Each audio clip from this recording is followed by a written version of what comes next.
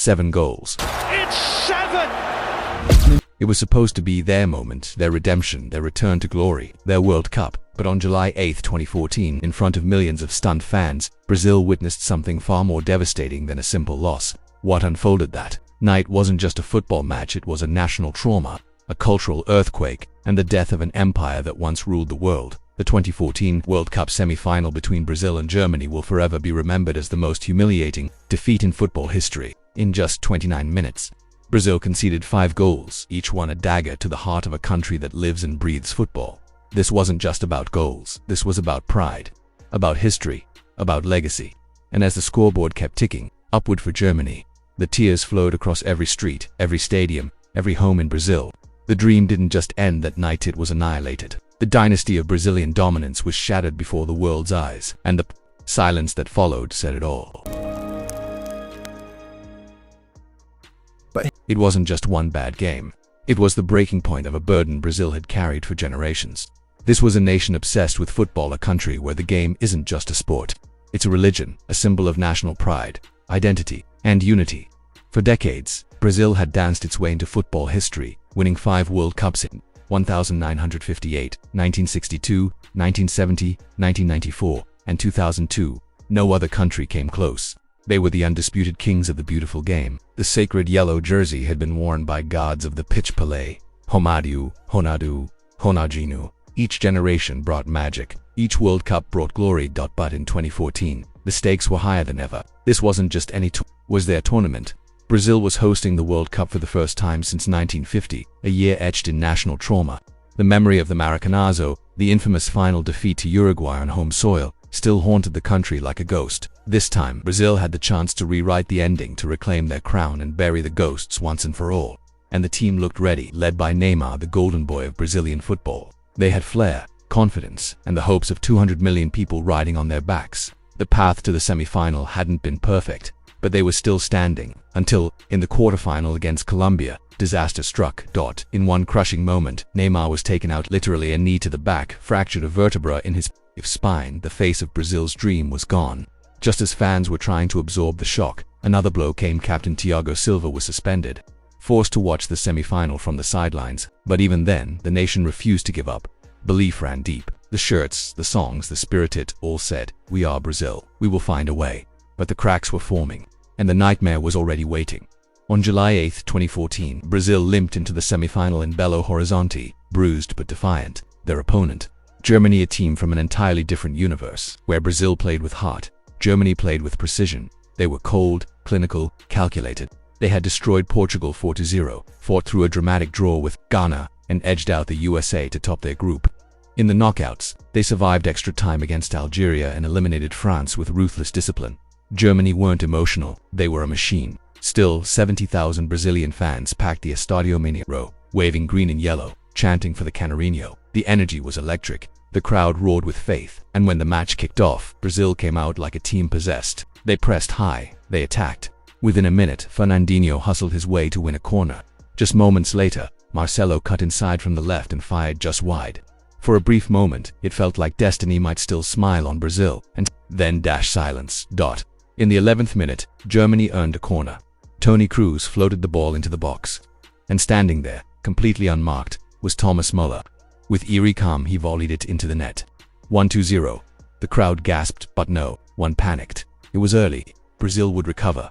But what happened next, no one in the world was ready for. And Germany lead. Müller!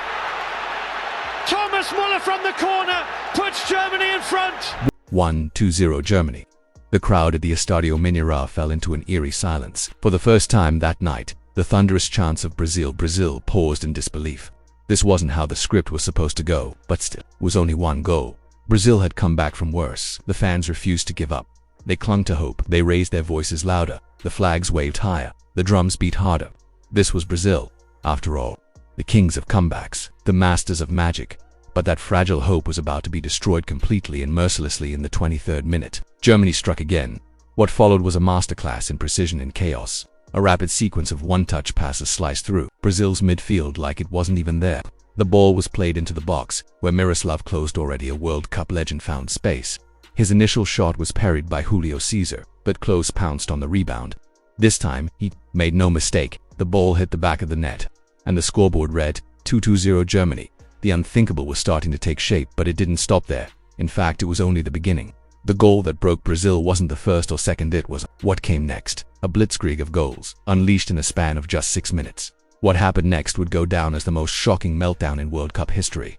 Want me to continue with the next 3 goals that came in the 24th, 26th and 29th minutes, including Kroos's double and Khedira's dagger. Muller, Klose, brilliant save, Klose scores! Historic goal! Germany 2, Brazil 0. 2-0, and with that goal, Miroslav Klose didn't just silence a stadium, he rewrote history. It was his 16th career World Cup goal, making him the all-time leading scorer in the tournament's history. And the cruelest twist, he broke the record of Ronaldo Nazario, Brazil's own hero, right there on Brazilian soil. What should have been a moment of global celebration felt like a dagger to the heart. The camera panned to fans wearing Ronaldo's iconic number 9 jersey, their eyes wide with disbelief, their faces frozen in anguish.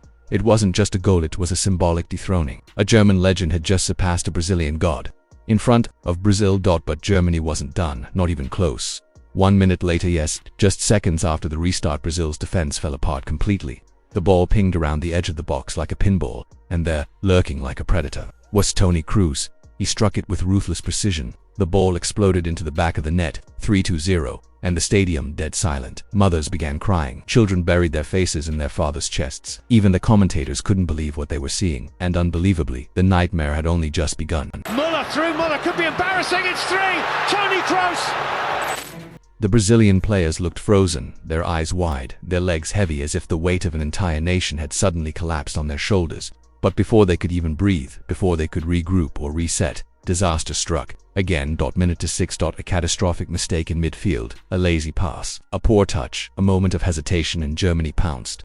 Toni Kroos and Sami Khedira began exchanging passes with surgical precision, like 2 players in a training session, not a World Cup set. The Brazilian midfield evaporated, the backline gone. It was as if Germany had parted the Red Sea. Then, calm as ice in the middle of a storm, Kroos found himself through on goal. No panic, no pressure. He simply tapped it in. 4-0. Just 179 seconds after his first, Kroos had scored again. The scoreboard wasn't just changing, it was mocking Brazil, the most feared footballing nation in history, being carved apart like amateurs. It was no longer a semi-final, it was a public execution on the world's biggest stage. It's turned square, Klose, it's 4-0 to Germany. The Estádio Mineirão, once a cauldron of deafening chants and national pride, had transformed into a theater of despair. Over 70,000 fans, dressed in yellow and green, sat in stunned silence. Tears streamed down faces. Children clutched their Neymar jerseys. Grown men wept openly. Some fans began to leave their seats, unable to watch any longer. Others simply stared, hands over their mouths, as if hoping this was all a bad dream. But it wasn't single quotes T. And the nightmare wasn't over. Minute 29, just 3 minutes after Kroos made it 4-0. Germany struck again. A lightning-quick counterattack. Khedira and Lam dancing through the hollow remains of Brazil's defense. The ball zipped across the pitch with chilling precision. Then it was Sami Khedira calmly receiving a return pass, completely unmarked, inside Brazil's box. 1 touch, 1 finish. Goal, 5-0. Less than 30 minutes in. It was no longer just a loss. It was a national collapse. It felt as if decades of Brazilian footballing pride were being shredded in real time on home soil. In front of the world, the cameras panned across the stadium. Some fans had left, many had stayed frozen, shattered, and unable to comprehend what they were witnessing. And the second half. There were still goals to come. Khedira, 5-0! 5-0! It was too easy. Germany were no longer just playing football, they were orchestrating a demolition. Brazil's defense, once revered across the world, was now helpless, reduced to statues as Germany passed around them like a training drill. Then, with surgical precision, Sami Khedira slotted in Germany's 5th goal, all within the first 30 minutes. The scoreboard read, Germany 5, Brazil 0. This wasn't just a bad day at the office. It was the collapse of an empire live, in front of the world. The World Cup dream, built on the shoulders of legends, fueled by generations of passion, had been burned to ashes as the halftime whistle echoed through the Estádio Mineirão. Brazilian players walked off like ghosts, heads bowed, shoulders sagging, their faces painted with disbelief, shame, and heartbreak. The crowd silent, a chance had died. The drumming had stopped. All that remained was the sound of a nation being devastated. But here's something most fans didn't know. Germany showed mercy. Half-time, with the scoreline already historic, Germany's centre-back Mats Hummels revealed what happened in the dressing room. We talked about it. We made it clear. We have to stay serious, stay respectful. We didn't want to humiliate them, Hummels explained. Germany kept pushing. They could have broken every record, but they chose to slow down. Still, even in second gear, the pain wasn't over in the 69th minute. German captain Philipp Lahm surged down the right flank, cutting the ball back into the box. Waiting was André Schürrle, fresh off the bench, ready and unmarked. One touch, one shot, goal, 6-0. The agony deepened, and believe it or not, there was still more to come. For 6, and André Schürrle. It's 7! By now, the once roaring Estádio Mineirão had fallen into an eerie silence. Only a tiny pocket of German fans, tucked away in the corner, could be heard celebrating almost in disbelief themselves. The rest of the stadium, stunned, silent, shattered. And then the 7th goal. In the 79th minute, Germany struck again. This time it wasn't just another goal, it was a moment of pure footballing brilliance. Mesut Özil, with his trademark vision, slid a pinpoint pass into the path of André Schürrle on the left wing. From a tight angle, Schürrle didn't hesitate. He unleashed a thunderous strike that smashed off the underside of the crossbar and into the net. 7-0. Brazil hadn't just lost a match, they had made history for all the wrong reasons. This was now officially the worst defeat in Brazil's footballing history. At home in a World Cup semi-final in front of the entire world. But Germany didn't celebrate wildly. They didn't taunt. They knew what they had done, and they showed quiet respect, walking away as if mourning the destruction they had just delivered. In the 90th minute, Brazil finally managed a goal. Oscar, one of the few who had kept trying until the end, broke through and slotted the ball into the net, but there was no cheer, no joy. Even Oscar's expression was empty. No fist pump, no smile. Just a slow jog back to the center circle, as if asking the referee to end it all. 7-1. The final whistle blew, and with it, the nightmare was over, but the damage, irreparable. This was a team that hadn't lost a competitive home game in 3 years, a 62-match unbeaten streak on Brazilian soil, and it had all come crashing down in the most devastating fashion imaginable. Players collapsed to the ground, some stared into space, others wept uncontrollably. David Luiz, who had worn the captain's armband in Thiago Silva's absence, gave a tearful apology to the nation in his post-match interview. "I just wanted to bring joy to my people, to my country, but we couldn't do it. It wasn't just the end of a match, it was the death of a dream, and the darkest night in Brazilian football history." Desculpa a todo mundo. Desculpa a todos os brasileiros. Só queria ver meu povo sorrindo. "I just wanted to bring happiness to my people," David Luiz subbed, eyes swollen with tears, as the world watched one of football's greatest heartbreaks unfold. But there was no comfort, no silver lining. In the stands, thousands of fans sat frozen, some crying, some staring blankly, many already gone, unable to endure the full 90 minutes of what had become a national nightmare.